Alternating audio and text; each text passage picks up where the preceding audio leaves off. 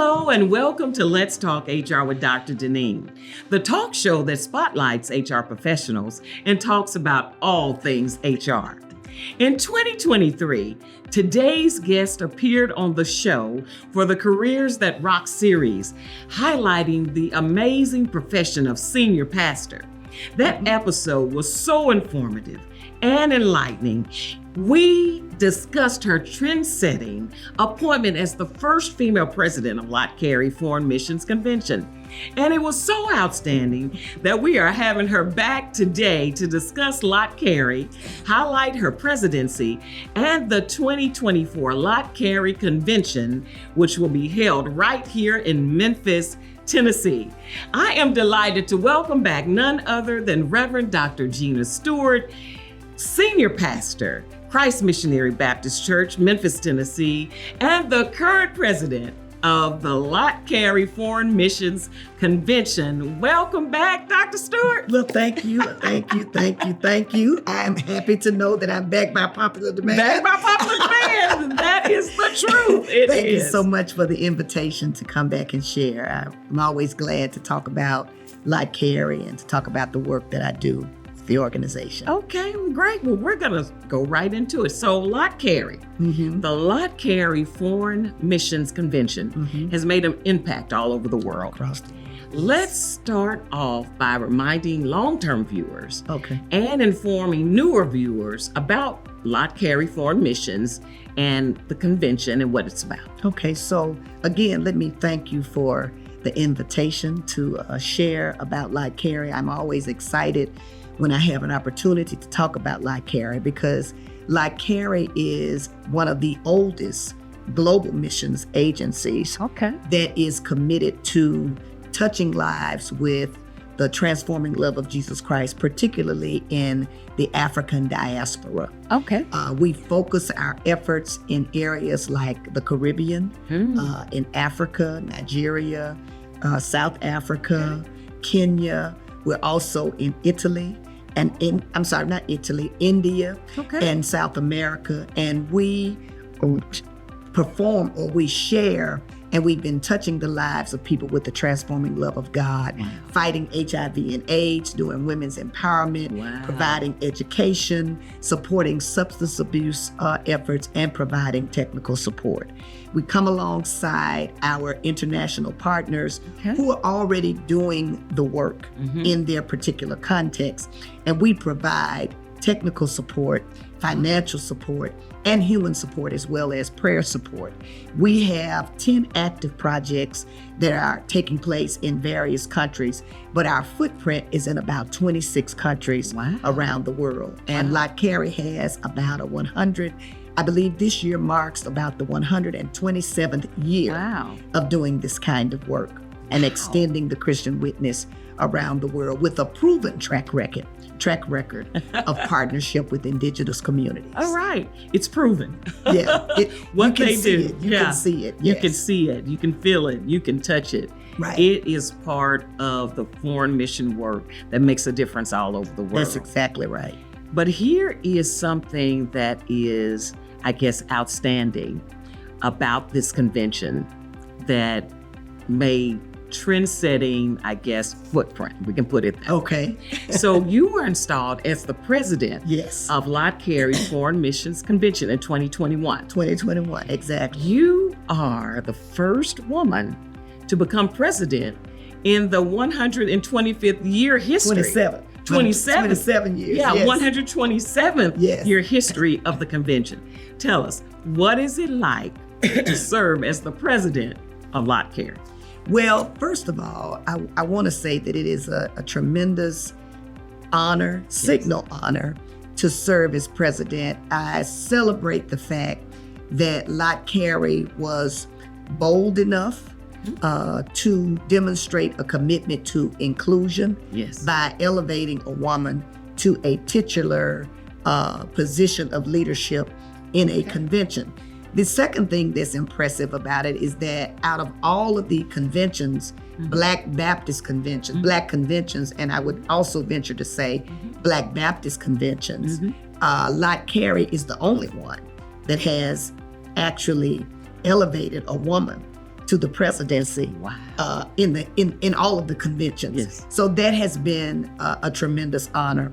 It has also been a blessing to feel the weight of the history. Well, I would say not a blessing, but a challenge, the tension between the weight of history and the expectations of those who came before me, as well as those who who also look to me as a trailblazer. It has required a delicate balance of honoring the legacy of LOTT CAREY while at the same time pushing for innovation and inclusive leadership. Because as I often say, I may be the first, but I don't want to be the only one. Right. I don't want to be the last one. My hope is that my leadership has demonstrated that women do have capacity and the capability to lead and lead with excellence and lead successfully. Oh, that's wonderful. You're creating the path for other women We to certainly do the hope same. so. We certainly hope so. To do the same. We certainly hope so. And one of the things that has been a blessing has been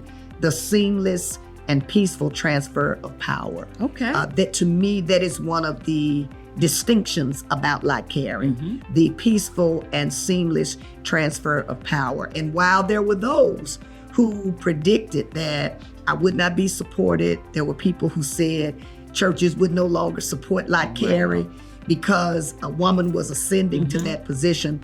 The support from many of my male colleagues and pastors who are part of the network have been mind-blowing, to say the least.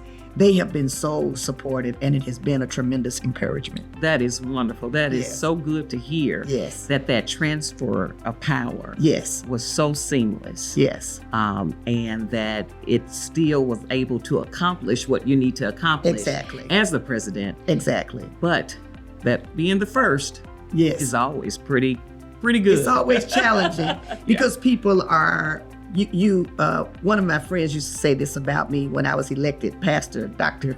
Lasimba Gray used to always say, Gina is like Jackie Robinson. She can't fail because you set the standard. You the first person sort of sets the standard for good or for bad. Yes. And you want to make sure when you're in that position, as I said before, the tension of trying to uphold the legacy, but also trying to inspire innovation. So that people will look and say, women really can do this. And they can not only do it, but they can do it well and do it successfully. Yeah, and I can imagine that is probably a lot of pressure. It can be. But I tell you, you do well.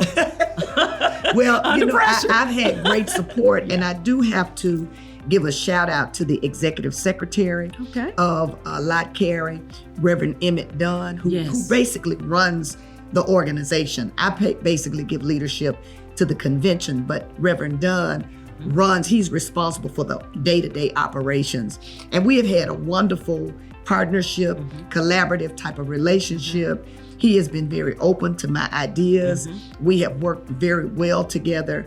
And I believe that is one of the reasons why this has been such a tremendous experience because of the partnership that we've shared.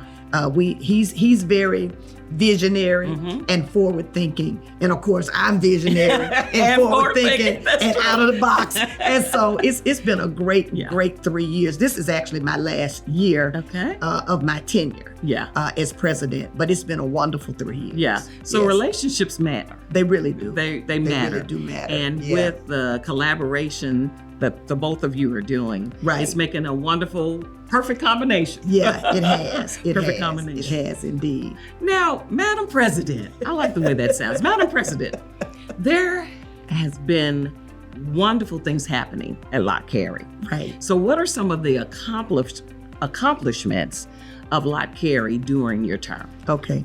Well, I'll begin by saying that I started my presidency with basically 5 presidential priorities. One, to encourage investment because of the work that LOTT CAREY does. We're always encouraging people to partner with us to support the work that we do, because every month LOTT CAREY sends an allotment to our partners to assist them in doing the work that they do. So I wanted to increase, not only encourage our investment, but increase our investment by inspiring congregations and individuals to invest in missions around the world. Secondly, I wanted to increase our visibility. As you stated, LOTT CAREY is probably one of the oldest global missions agency, Black global missions agencies, but there are a lot of people that don't know as much about LOTT CAREY as they know about organizations or agencies such as World Vision or Compassion International, because those organizations have very deep pockets and they are able to do the advertising that helps to, increase their investment. And so I wanted to increase our visibility. Thirdly, I wanted to amplify our message. I didn't just want people to know who we were, but I wanted them to know the good work that we do, because we really do good work. We are really changing lives in tangible ways, and it's very obvious the work that we do. It can be seen, the work that we do. And then I wanted to enlarge our ecumenical footprint. We are Baptist by heritage, but we are ecumenical by practice, which means that you don't have to be a Baptist to be a part of LOTT CAREY. You can be AME, you can be Church of God in Christ, you can be non-denominational. And because I have so many relationships across denominational lines, I wanted to use my influence to enlarge our partnerships across denominational lines. And then the final thing was to inspire and engage emerging generations. Because we know that as our churches will not survive if we don't have younger people coming into our doors and becoming embedded into the life of the congregation. The same is true of our conventions. If we don't find a way to engage these emerging generation, the convention will not have a future. And so two of the things that I'm really proud about, we are starting LOTT CAREY chapters. Student chapters on HBCU campuses that will give students, particularly those that are in divinity school, an opportunity to be exposed through service learning models to missions. And it's training them, it's developing them, but it will also give them an opportunity to work side by side in indigenous context. So that when they possibly get called to a church or they're serving at a church, we don't have to convince them that God so loved the world, that God didn't just love Memphis or a particular state, but God so loved the world. And they're doing that kind of work. And then we're also creating intentional space at the convention for emerging generations, not just for the sake of window dressing, if you will, but bringing them in, bringing them on the board, engaging them in very intentional ways in leadership, so that there is a pipeline for leadership in the convention. So I'm really proud of those two things. Oh, that is wonderful. The student chapters, it's a talent pipeline of mentorship, leadership, showing them the way. So when they become ready for it, they are indeed ready to step into the shoes. Because one of the challenges is that there are some congregations, faith leaders, who believe that there's this bifurcation between global and domestic. There are people that say, well, you don't need to go way over across the water. There's enough mission work here in America. But the truth of the matter is God so loved the world, and so we don't have to choose. It's not either or, it's both.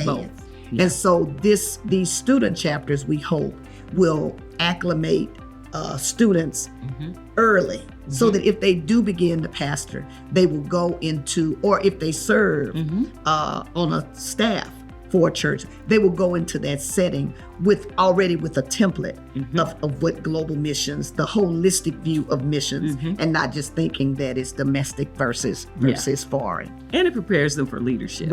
Exactly. Prepares them for leadership. Those are some wonderful accomplishments.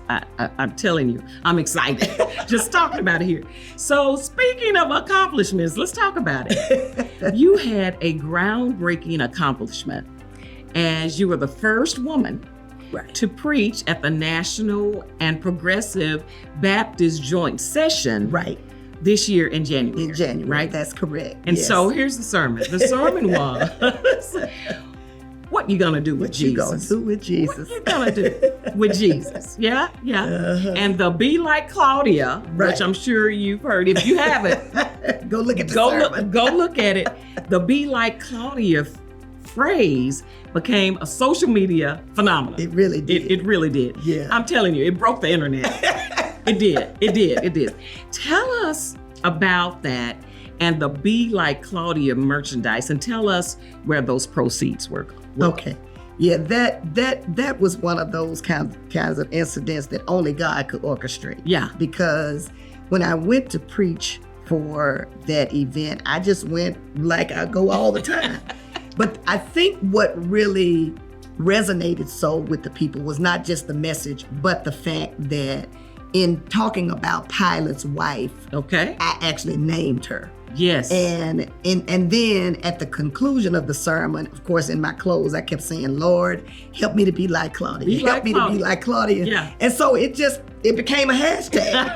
And it literally took on a life of its Yeah. own. I was amazed at the way the message took off. And of course, because of the groundswell that it generated, one of my friends, colleagues, one of my little sisters in the ministry, and I basically had the same idea to create t-shirts because it took on such a life of its own. And so as a result of that, we started offering these t-shirts that say, be like Claudia. Her line says, be like Claudia. The line she started says, be like Claudia. The line I started says, what you gonna do with Jesus? Be like Claudia. And the proceeds from the sale of those t-shirts goes to support LOTT CAREY, Foreign Missions Convention, and also to support the nonprofit that I have, which is devoted to ministry development and philanthropy and the empowerment of women leadership. Okay. So if a person buys one of the t-shirts, then they know that the t-shirt, the proceeds from the sale of the t-shirt is going to either support, I shouldn't say either or, it will support both. It will support global missions, and it will support women's empowerment and ministry development. That is awesome. In fact, I have the t-shirt right here. Let's take a look at it. This is the t-shirt. Speak up for Jesus. Speak up for Jesus. Hashtag be like Claudia. Be like Claudia. And then the back says, what you gonna do with Jesus? What you gonna do with Jesus? I tell you, listen, you had to be in the room. You had to be in the room. My husband, Reverend Dr. Chuck Lester, and we were right there. It was a groundbreaking. It was amazing. Yeah, it was an amazing service. People from everywhere. People, I'm telling you, they were running around the church, including myself. Yeah, it was a groundbreaking thing. So thank you for that. I think not only did we change the convention, but it changed the world. And you know, I would also say that one of the things that has happened as a result of that sermon, some of my male colleagues were bold enough to discuss patriarchy, sexism in their sermons, and women's equality. There are persons that have written Bible studies. And also a woman reached out to me from a Baptist Women in Ministry organization, a European Baptist Women in Ministry organization. She said they were so inspired by the sermon that they want to create a giving circle and call it the Claudia Giving Circle. Wow. And she wanted to get my permission to use the name. I was like, absolutely. Absolutely. Be like Claudia. So it's taking on, it resonated so, but there's a life beyond the sermon.